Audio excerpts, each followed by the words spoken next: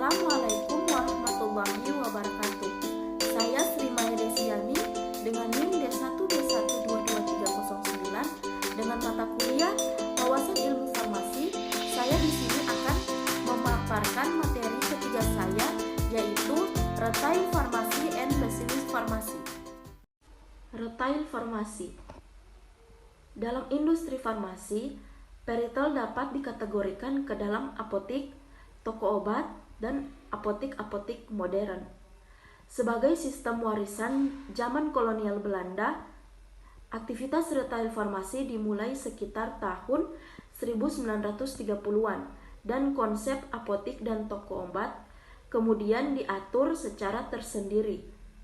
Pada sekitar tahun 1940-an, konsep apotik dan toko obat modern belakangan ini hadir sekitar tahun 1990-an awal. Konsep baru ini secara inkremental mempengaruhi dinamika industri farmasi. Dari cara penjualan yang tradisional berbasis pada konsep ada resep, ada uang, maka ada barang, menuju strategi-strategi kompetitif dan pemasaran yang modern atau berbasis konsep manajemen strategi yang komprehensif.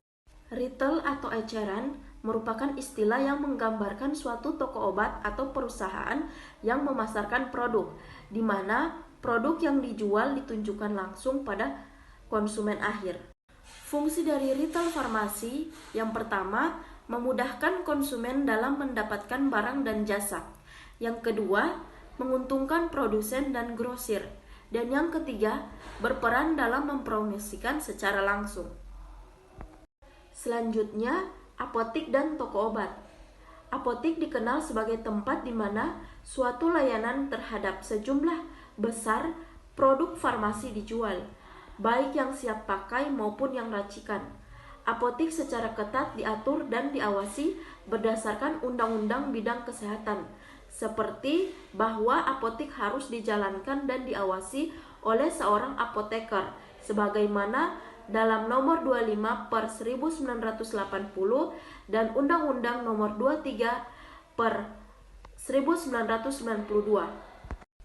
Selanjutnya, toko obat. Toko obat adalah tempat di mana obat bebas atau OTC dijual. OTC adalah bentuk produk farmasi yang secara bebas dan luas dapat diiklankan melalui berbagai bentuk media massa, baik cetak maupun elektronik. Toko obat juga mengalami peraturan yang sama ketatnya dengan apotik. Selanjutnya, industri retail farmasi. Kompetisi dalam industri ini terutama didorong oleh strategi dan skala ekonomi.